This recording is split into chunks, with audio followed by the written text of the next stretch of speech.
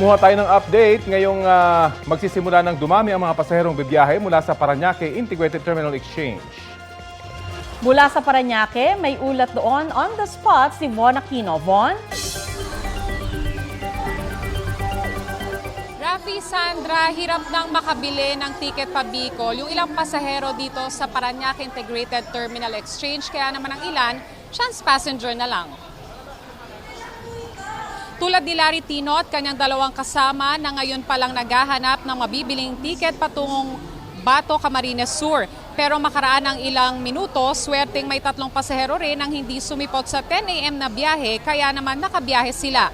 Inabutan naman namin naghihintay sa ticketing booth ang pasaherong si Beverly Daz at kanyang nobyo. Wala na raw silang mabiling tiket pa Jose Panganiban, Camarines Norte ngayong araw, kaya naman nag-chance passenger na lang sila pa Daet, Camarines Norte. Ayon sa pamunuan ng PITX, 58 out of 83 Bicol trips na ang fully booked ngayong araw. Pero may 8 extra trips naman. 16 out of 88 trips patungong norte pa lang ang fully booked, habang marami pang biyahe patungong Visayas, Mindanao, Laguna, Batangas at Quezon. Rafi, Sandra, habang patuloy ang pagbuhos ng mga pasahero dito sa PITX, ay siya namang higpit ng seguridad dito, no? At ayon sa pamunuan, as of 10 a.m., nasa mahigit 59,000 na yung foot traffic dito. Malayo-layo pa yan doon sa kanilang inaasahang mahigit 200,000 na pasahero na daragsa ngayong Holy Wednesday. Rafi, Sandra? Maraming salamat, Von Aquino. Dagsa na mga biyahero sa ilang bus terminal sa Cubao, Quezon City. Ang ilang biyahe fully booked na. Ang mainit na balita hatid ni Jomar Apresto. Ganito na karami ang mga pasahero sa iba't ibang terminal ng bus sa EDSA Cubao sa Quezon City ngayong umaga ng Miyerkules Santo.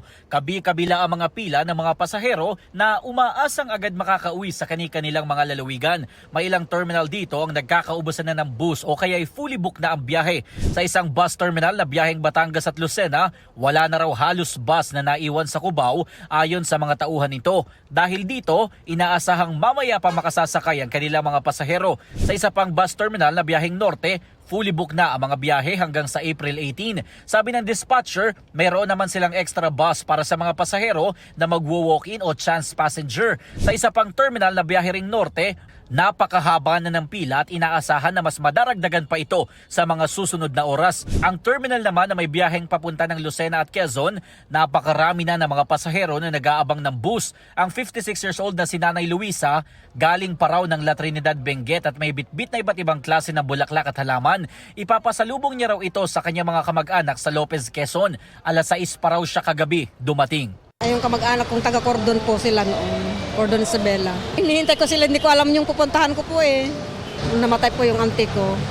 Ang 49 years old naman na si Jonah Malubay, nakapila na sa terminal alas 4 pa lang na madaling araw kanina. Papunta raw sila ng Lucena ng kanyang 2 hipag.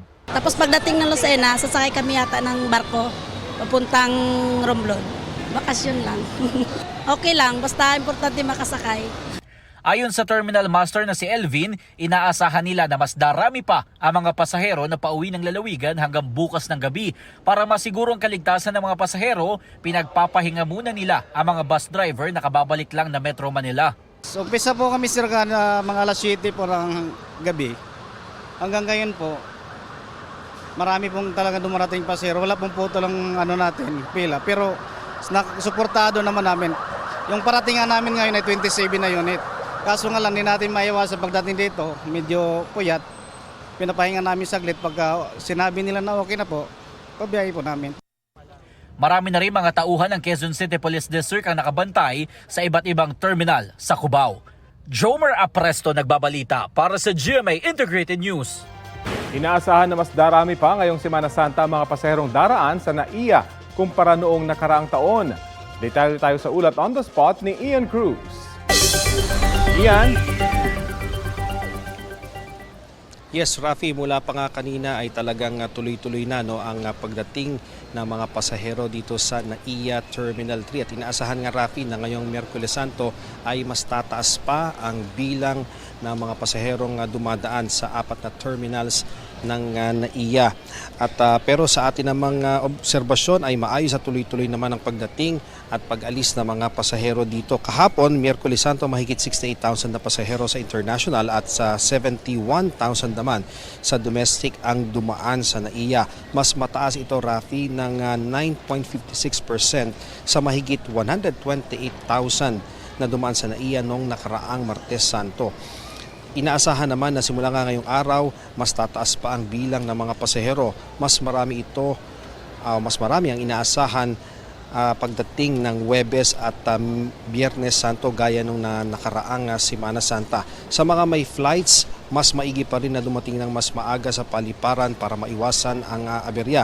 Doon naman sa mga may international flights, i-accomplish na po agad ang e-travel form sa bahay pa lamang para kapag daraan na sa mga immigration counters ay mas mabilis na lamang ang proseso. Rafi, dito sa NAIA talagang nakikita natin maluwag ang sitwasyon pero nagkakaroon ng pila doon sa bayaran ng travel tax. Ito yung mga pa-international destination. So yung payo sa kanila ng mga otoridad, meron pong mga online platforms kung saan po pwedeng magbayad sa TIESA ng DOT at meron din mga malls na may mga government centers kung saan po pwede rin pong bayaran yung mga travel tax para kapag dating dito, diretso na kayo sa mga check-in counters at hindi na kayo pipila doon sa bayaran ng travel tax. So yan muna ang latest mula rito sa NAIA Terminal 3. Balik sa iyo, Rafi. Maraming salamat, Ian Cruz. Tingnan na naman natin ang lagay sa Batangas Port kung saan marami pang humahabol na makabiyahe. May ulat on the spot si Dano Tingpungko. Dano? At Sandra, gaya nga na inaasahan, ngayong huling araw bago mag-long weekend, nagsabay-sabay yung mga pasahero dito sa Batangas Port. Madaling araw pa lang, halos 1 kilometro na yung haba ng pila ng mga sasakyan paroro sa labas ng Batangas Port. Tuloy-tuloy na yan hanggang sa mismo loob ng terminal. Dito naman sa loob ng passenger terminal, walang ticketing booth na hindi mahaba ang pila. Dahil naghahabol makauwi, meron ding ilang mga walang tulog. Ang ilang pasahero, madaling araw umalis sa Bulacan para makabiyahe pa Romblon. Mahaba-habang hintayan pero okay na rin daw basta hindi abutan ng cut-off sa ticketing booth. Ang ilang bayaherong pa-Puerto Galera naman, iniwan na yung sasakyan sa terminal at nag-fast craft na lang para hindi masayang ang oras ng bakasyon. Isa sa mga pinaghahandaan ng Batangas Port itong buhos nung last minute na biyahero. At may plan B na nga raw sila at ngayon ay pinatutupad na dahil nagsabay-sabay na ngayon dating ng mga pasahero at para maiwasan na maipit sila sa bukana ng terminal, ay sa halip na i-require muna na magkaroon ng ticket sa barko bago payagang makabili ng terminal fee, uunahin na nilang papayagan yung mga pasahero na bumili ng 30 pesos sa terminal fee with or without ticket sa barko para makadiretso na sila doon sa pre-departure lounge kung saan komportable yung kanilang paghihintay dahil doon merong libreng tubig, banyo, upuan, charging stations at Wi-Fi. Narito yung pahayag ng ilang mga nakapanayam natin kanina.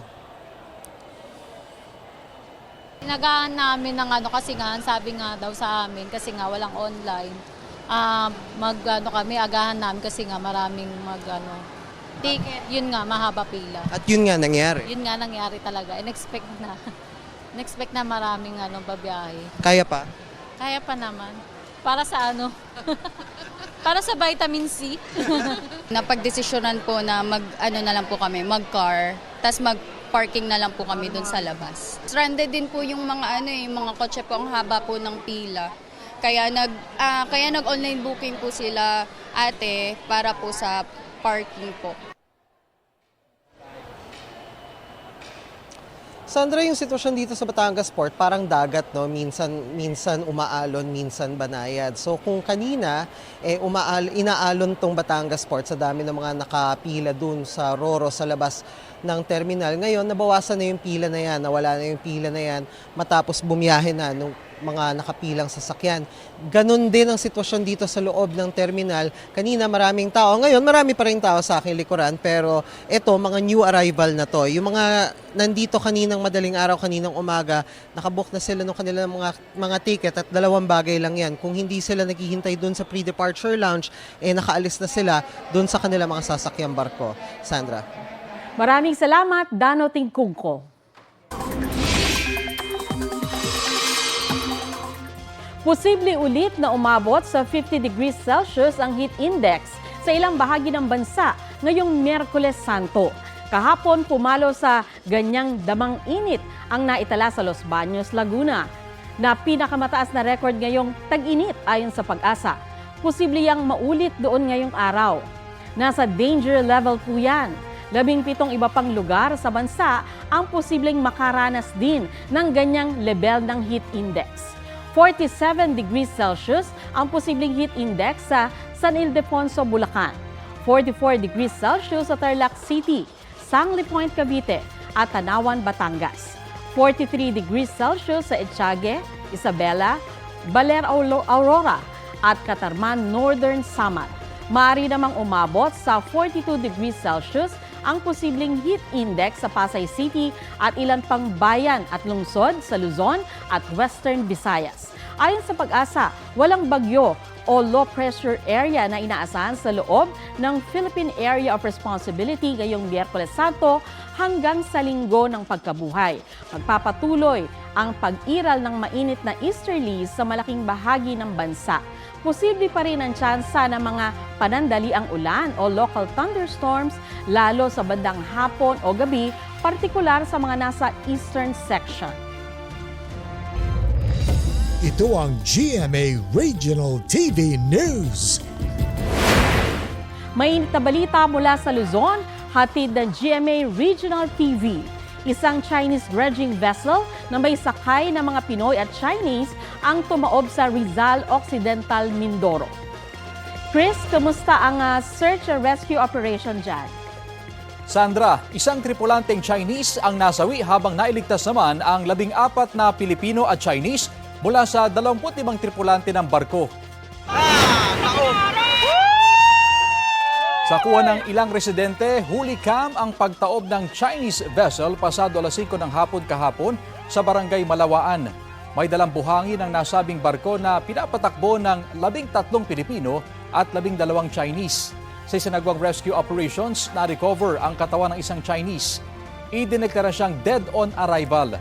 Patuloy ang paghahanap na pinapangunahan ng Philippine Coast Guard sa 7 Pilipino at 3 Chinese na nawawala pa rin.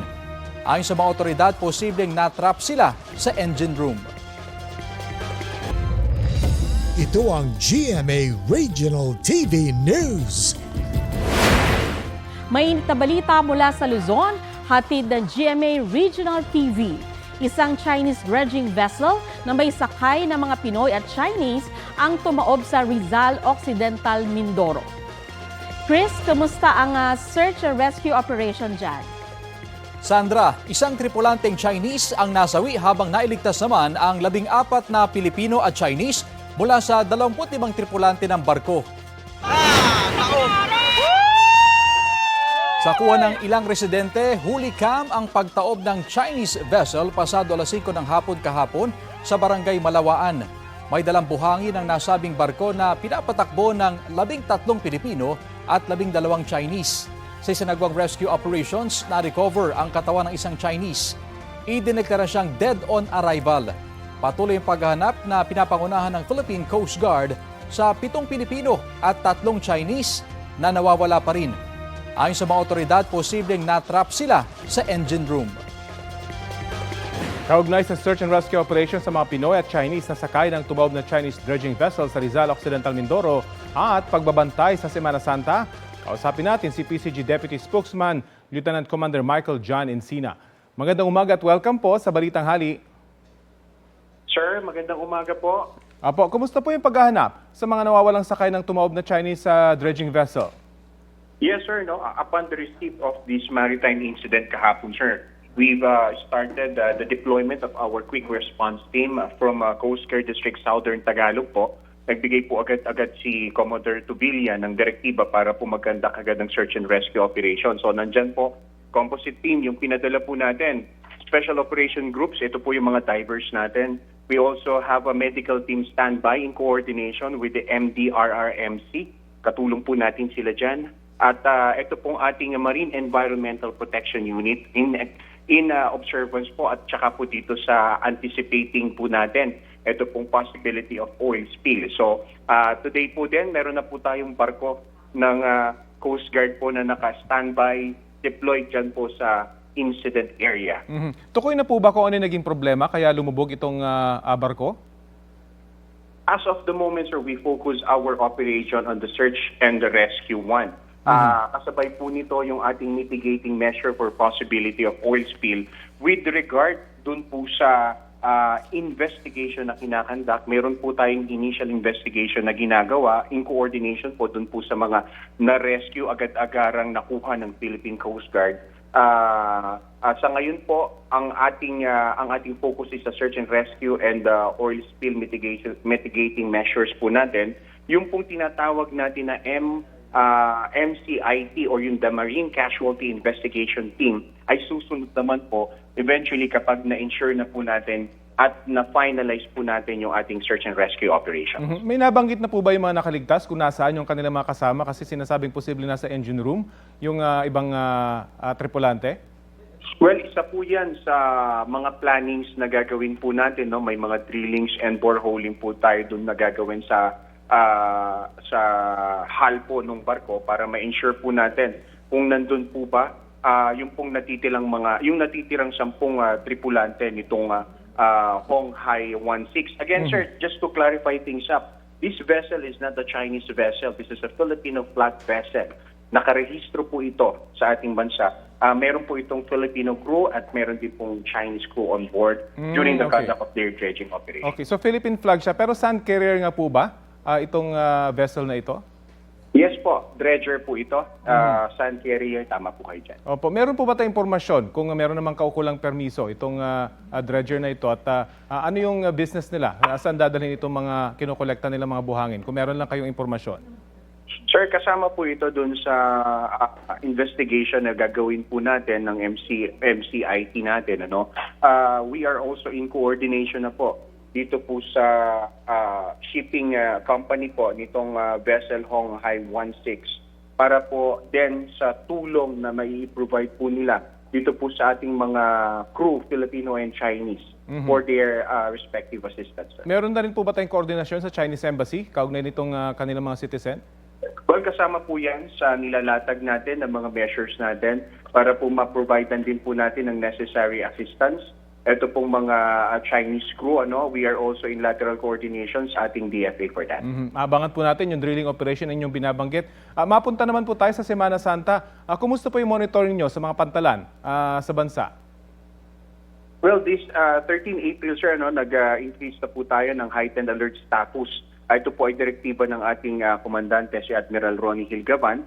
Ang lahat po ng 17,000 Coast Guard personnel will be deployed during the Holy Week. We'll be providing pre-departure inspection.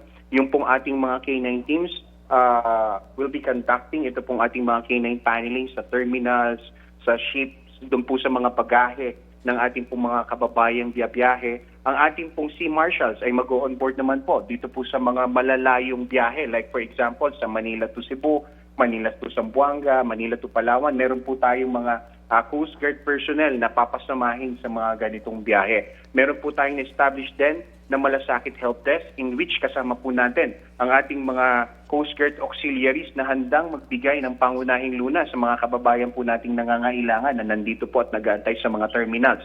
Mahigpit po ang ating implementasyon ng direktiba ng ating butihing Secretary Vince Dizon regarding po dito sa overloading policy. So no overloading policy po tayo, no? Yung pong pagbebenta din po ng tickets over kumbaga yung pong sobrang pagbebenta ng tickets ng mga shipping lines po natin ay atin din pong minamatahan. Kaya ito po ay panawagan natin sa mga maritime stakeholders po natin na wag na lang po nilang gawin.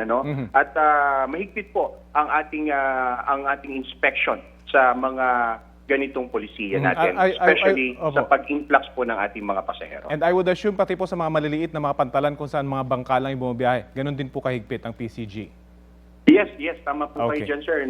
Distributed and disseminated po yung no overloading policy po natin. Aside po dito sa mga pagbabiyahe ng ating mga kababayan, we are also looking dun po sa mga pangunahing beach resorts. Hindi lang naman po yung mga passenger ang kinikater po natin, pati na rin po yung mga vacationers. So we are conducting recreational safety enforcement inspection dito po sa mga beach resorts para ma-ensure po natin na may mga lifeguards, may mga first aid personnel po sila na agad-agarang makapagbigay ng lunas kapag po may mga nangangailangan. Nakadeploy din po yung ating mga Coast Guard rescue swimmers dito po sa mga known beach resorts all over the country. Okay, that's good to hear. Maraming salamat po sa oras na binahagi nyo sa Balitang Hali. Thank you very much, sir. PCG Deputy Spokesman Lieutenant Commander Michael John Encina. Champion ng Perpetual Junior Alta sa NCAA Season 100 Juniors Basketball.